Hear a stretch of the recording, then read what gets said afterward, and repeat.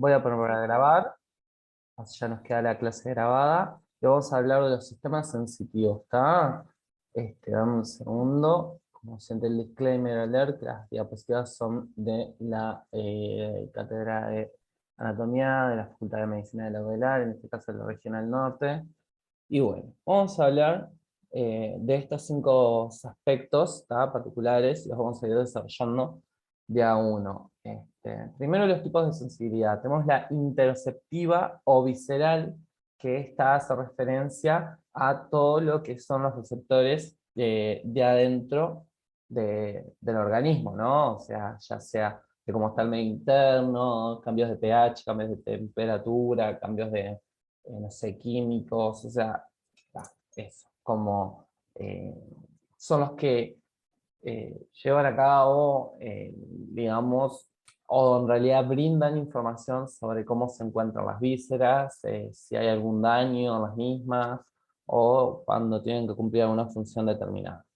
Después tenemos la esteroceptiva o superficial, donde acá tenemos los receptores del tacto, los del dolor y la temperatura. Dentro del tacto tenemos el epicrítico y el protopático. El epicrítico se dice que es el tacto fino, mientras el protopático el tacto grueso.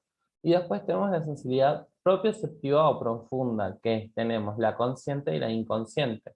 La propiocepción hace referencia a la percepción o la conciencia de nuestro propio cuerpo dentro del espacio, ¿tá? Nosotros podemos saber si estamos con los brazos cruzados sin necesidad de ver nuestros brazos. ¿Ah? O si estamos en un lugar completamente oscuro, igual vamos a saber en qué posición está nuestro cuerpo. Y esto es a expensas de los propioceptores. ¿Ah? Entonces, a grandes modos, tenemos que los tipos de sensibilidad, independientemente de qué receptor sensorial sea que actúa ahí, es la que nos da información de lo que está dentro de nuestro cuerpo. Avísame si se llega a cortar, me salió carterita así como conexión inestable, por las dudas. Este, la que nos da información sobre nuestro propio cuerpo, la que nos da información sobre lo que pasa dentro de nuestro cuerpo y la que nos da información sobre lo que pasa en el medio que rodea el cuerpo. ¿Ah? Esos son los tipos de sensibilidades. Y luego tenemos los tipos de receptores, donde tenemos los mecanorreceptores, que pueden ser táctiles, propioceptores o de los de la audición, ya que la audición se da por el movimiento de las esterocilias, de las células del oído, debido a la vibración del aire, las cuales generan un cambio conformacional, abre los canales de potasio basales de las cilias, que estos hace que se abran los canales de sodio de la membrana vasolateral. Y ahí se le genera un potencial generador, o se produce un potencial generador que transmite un impulso eléctrico y se libera un potencial de acción en la neurona que está conectada a ese receptor sensorial.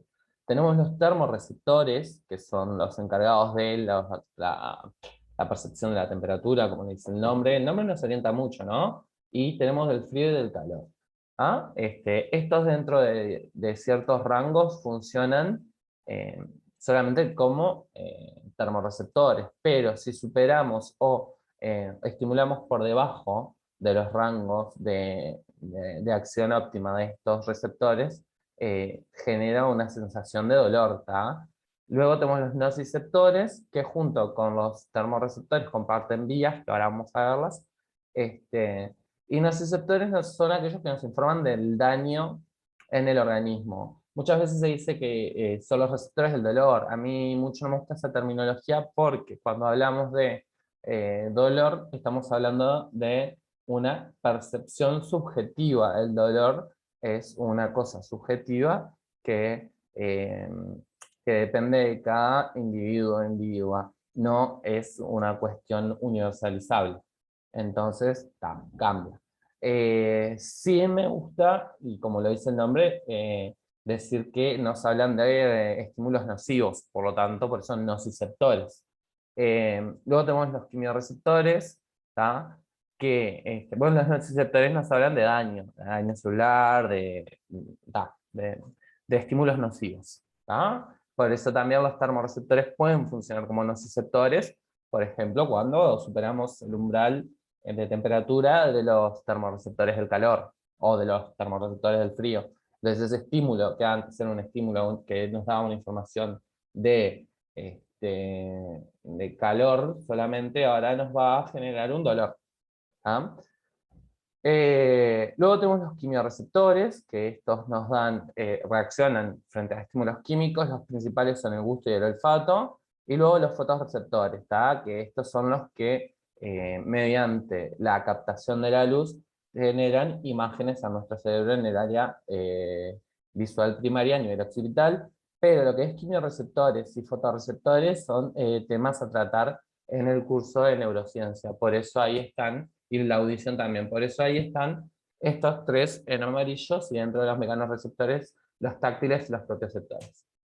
Dentro de los receptores propioceptivos, o sea, que nos dan la percepción de la ubicación de nuestro cuerpo en el espacio, tenemos que los del músculo esquelético, ¿tá? Son el uso neuromuscular, donde tenemos fibras intrafusales, que son estas que están acá, y fibras extrafusales que están acá. Las fibras extrafusales son básicamente, digamos, las que hacen, la que ejercen la acción del músculo, ¿tá? Mientras que las intrafusales son las que van a determinar que este músculo se relaje o se tense, se contraiga, en función de la fuerza que está recibiendo. Acá van a venir varios tipos de neuronas, que van a ser las motoneuronas alfa, las extrafusales, y las motoneuronas gamma son las intrafusales, y las neuronas sensitivas 1A y 2, pero eso es para el curso de neurociencia. Vos quédate con este concepto de que es una fibra intrafusal que está rodeada de fibras extrafusales. Luego tenemos los órganos tendinosos de Golgi, que como nos dice el nombre, son los de los tendones, y después tenemos receptores articulares que no tienen un nombre en particular, simplemente son receptores articulares. ¿Ah? Y luego, en cuanto a las vías, las vías sensitivas, son ascendentes. ¿Ah? ¿Se escucha bien? Sí, se escucha bien, sí. Perfecto, porque me salta el cartelito como de conexión inestable y de repente se me da como un miedo. Son vías ascendentes, ¿por qué? Porque envían información del medio que nos rodea o de algo que pasa en nuestro organismo hacia el cerebro. ¿Ah? Las vías ascendentes están formadas por 4 neuronas. La primera está en el ganglio y es una neurona pseudo-unipolar y está representada en este esquema. ¿Tá? Es una neurona que funciona como unipolar, o sea, no tiene dendritas, sí, pero están acá, y tiene botones terminales que están acá, pero tiene como un axón que se divide en dos partes. ¿Ah? Y el cuerpo está acá, y van a juntarse muchos cuerpos, y van a formar un ganglio. ¿Ah? Los ganglios o sea, los cuerpos celulares son los que forman la sustancia gris, los somas o cuerpos celulares son los que forman la sustancia gris, mientras que los axones forman los nervios y por lo tanto forman la sustancia blanca. Los ganglios y los núcleos y zonas de la corteza, por ejemplo, encefálica o cerebral, están formados por sustancia gris porque es donde están los cuerpos de las neuronas. En la primera neurona, la neurona sensitiva que se une o que está conectada con el receptor sensorial, sus cuerpos van a formar el ganglio raquídeo, que se encuentra antes de la llegada de la primera neurona, o del primer grupo de neuronas, formando el ganglio raquídeo, y llegan a la asta posterior de la médula espinal. El segundo puede tener diferentes lugares, pero se decusa siempre. La tercera neurona está en el tálamo, ¿ah? Y la cuarta, la corteza cerebral. El tálamo es como una vía de detención y de, como digamos, es como si fuera un peaje, ¿tá? Como que se controla el estímulo y se ve a dónde se tiene que enviar, ¿tá? Para ser procesado. Entonces tenemos que la sensibilidad del tronco y de los miembros está dada por dos vías principales, que es la vía columna dorsal lemnisco-medial, que es la que está encargada del tacto epicrítico, que es ese tacto fino, digamos, por ejemplo, el roce del algodón, el roce muy suavecito, superficial de la mano, si se quiere, y la propiocepción consciente, ¿está? Como nosotros digamos, ubicamos en el espacio y de forma consciente. Y luego tenemos el sistema anterolateral, que este se encarga de enviar la vía, que también es la termoalgésica, porque envía el dolor, la temperatura y el tacto protopático, ¿tá? El tacto grueso. Entonces acá tenemos las distintas vías representadas. Acá tenemos la vía columna dorsal lemnisco-medial, donde acá viene la primera neurona, donde acá está el ganglio, que están los cuerpos de las neuronas pseudounipolares que entran por el asta posterior de la médula. Acá suben, y acá hay una decusación. ¿Ves que viene por esto? Es contralateral, así que esto sería la derecha, y luego se pasan a la izquierda, y luego van subiendo por la izquierda. Mientras que acá tenemos que llegan y van subiendo el anterolateral. Este es ipsilateral, mientras que este es contralateral. Esto vamos a ir viendo que en las diapositivas de adelante vamos a ir viendo qué estructuras están en cada vía involucradas para que se nos haga más amigable, porque así mirando el esquema está bueno como para tener una idea de cómo son o por dónde van, pero explicarlo de acá me parece que es más complejo que si vamos viéndolo así como esquemita.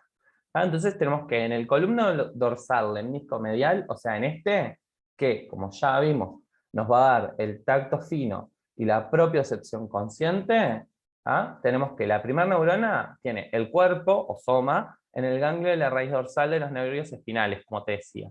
La rama central ingresa a la sustancia blanca de la médula, y la columna o cordón posterior, que está formado por los fascículos gracilis, o gracilis, y cuneiformes, cuneatus, que tiene forma de cuña, por eso cuneiforme, como un triangulito.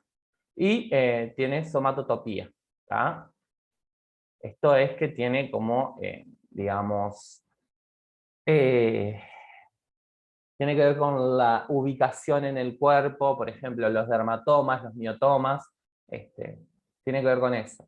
La segunda neurona, los somas están en el núcleo grácil y cuneiforme, los axones se decusan, o sea que se cruzan, y ascienden por el lemnisco medial del tronco. Entonces, primero entra por la parte dorsal, por la parte posterior, y luego que se decusan a nivel de lo que es, o donde están los fascículos gráciles y cuneiformes, se decusan y ascienden por el lemnisco medial del tronco encefálico. A nivel del tronco encefálico se da la decusación. La tercera neurona siempre va a estar en el tálamo.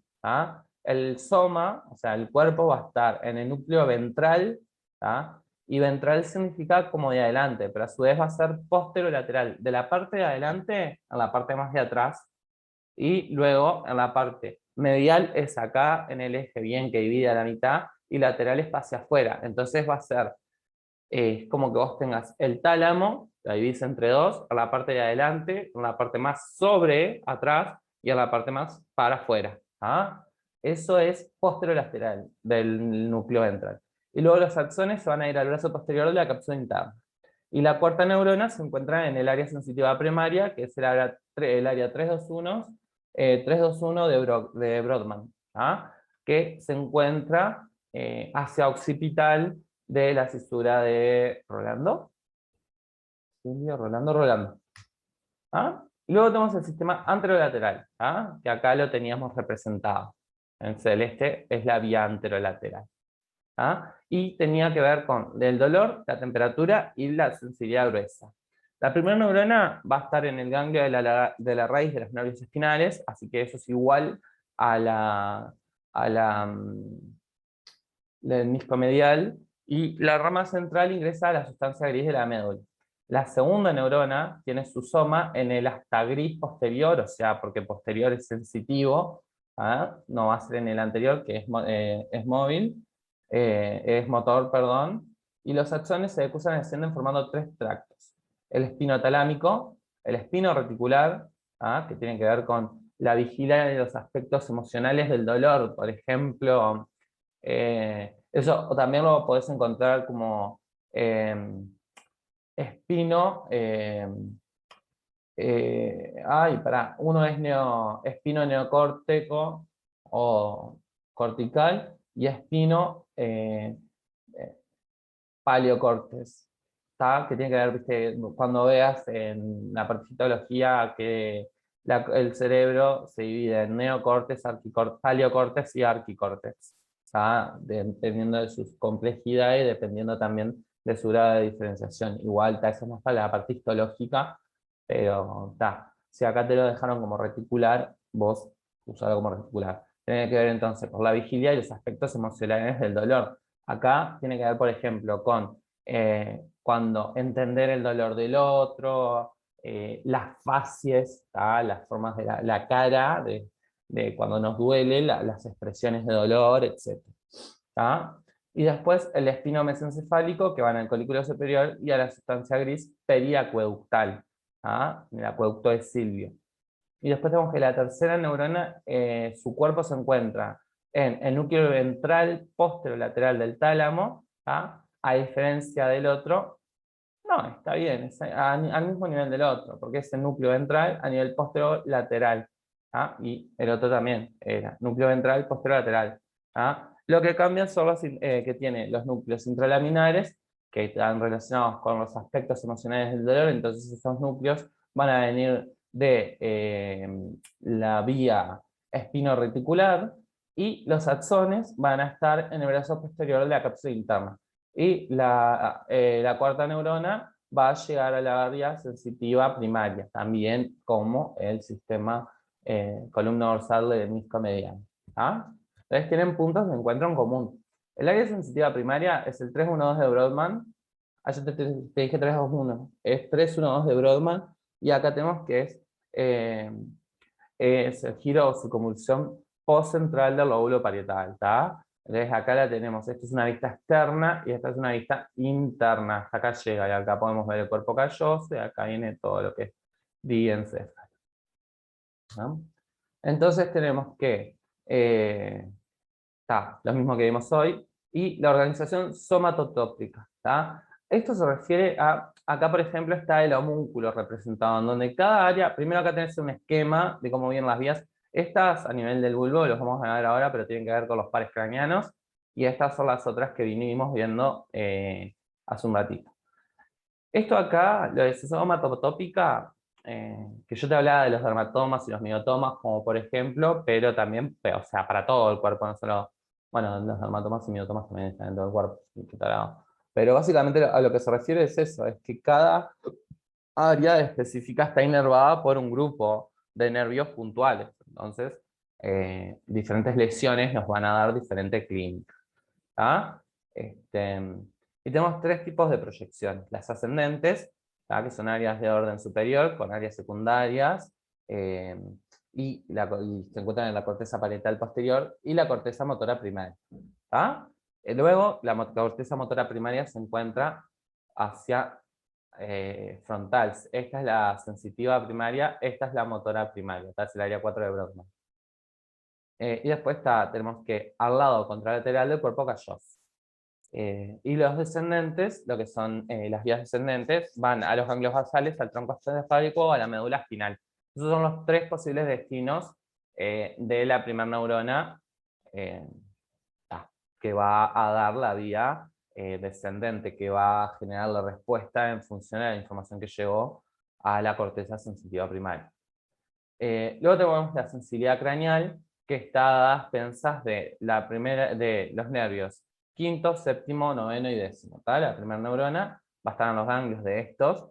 ¿Tá? Tenemos que es el nervio oftálmico, ¿no? El nervio maxilar, el nervio mandibular.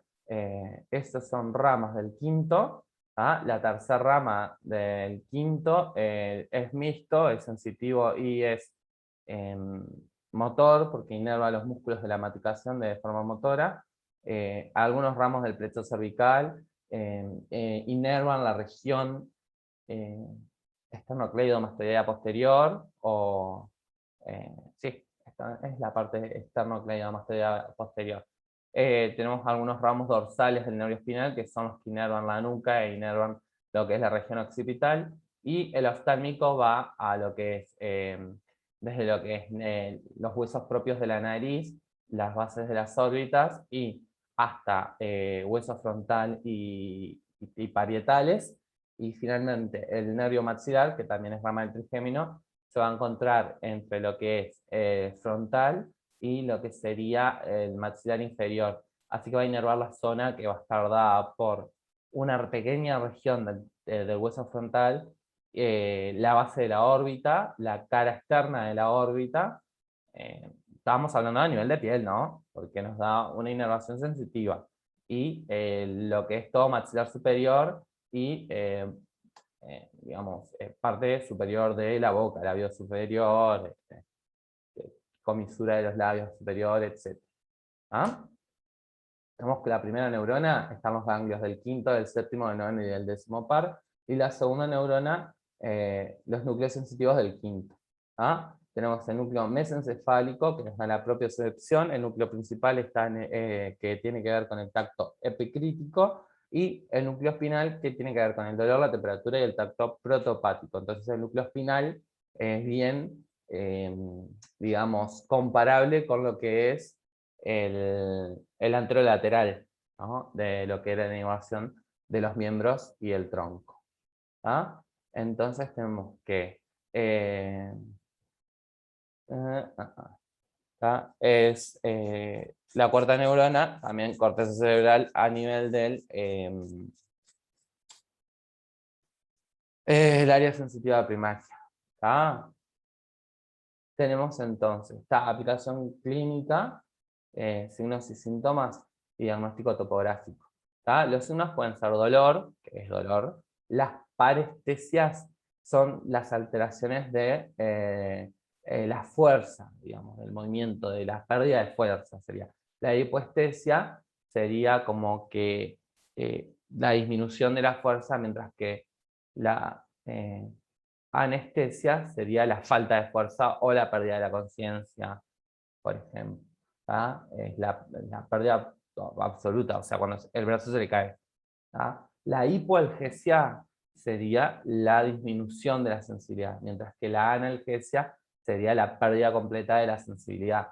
También faltaría la disestesia, que es esa sensación como de hormigueo, etc. La ataxia o marcha cerebelosa nos habla de, sobre todo, lesiones a nivel de lo que es fosa posterior. No siempre, pero sí. Sobre todo si hacemos el signo de Romberg, que consiste en hacer que el paciente ponga los pies muy juntos, ¿tá? Se pare bien derecho, cierre los ojos y es un Romberg positivo si el paciente se lateraliza, o sea, se cae para un costado.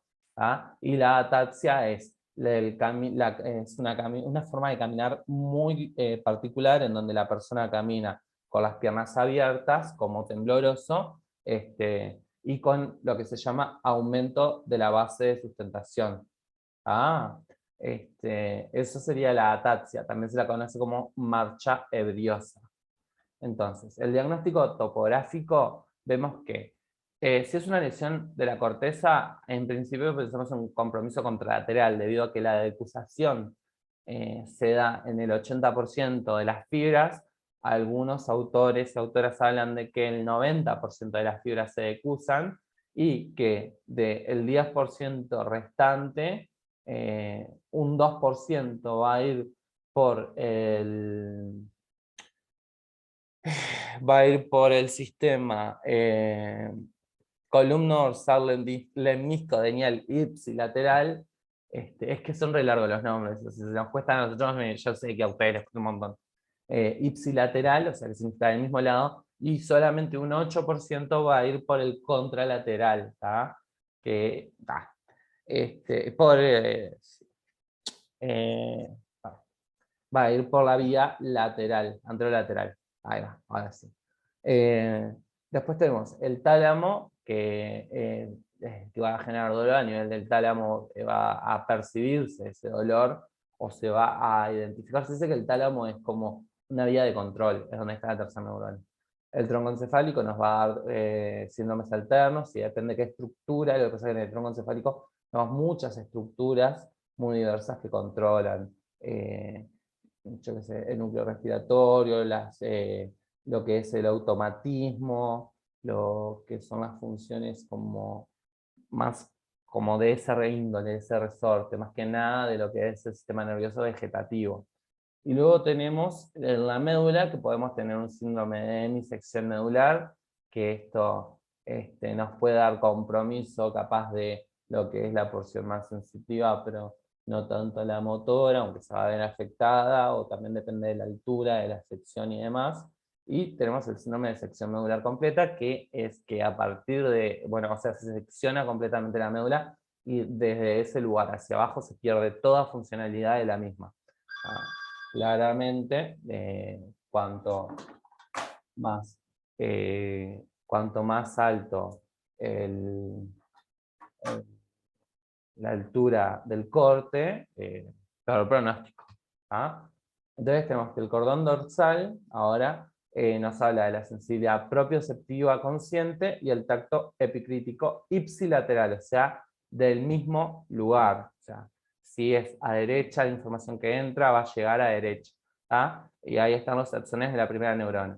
El cordón anterolateral es el que lleva la termalgesia y el tacto protopático. ¿Viste? Yo te decía que termalgesia, el dolor y la temperatura vienen muy de la mano. ¿Tá? Y son contralateral. Acá están los axones de la segunda neurona. ¿Tá? Acá viene la de raíz dorsal y acá tenemos los distintos núcleos en donde llegan. Acá, esto es sustancia blanca igual. ¿Tá? Y acá está la sustancia gris. Este de hasta posterior.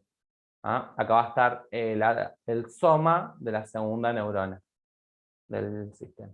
Y bueno, y acá terminamos con las vías sensitivas. ¿Ah? Ahí eh, falta una diapo, que era donde estaban las listas de reproducción, pero bueno, no importa. Para lo que es vías sensitivas, terminamos con esto. ¿Ah? Dame un segundis.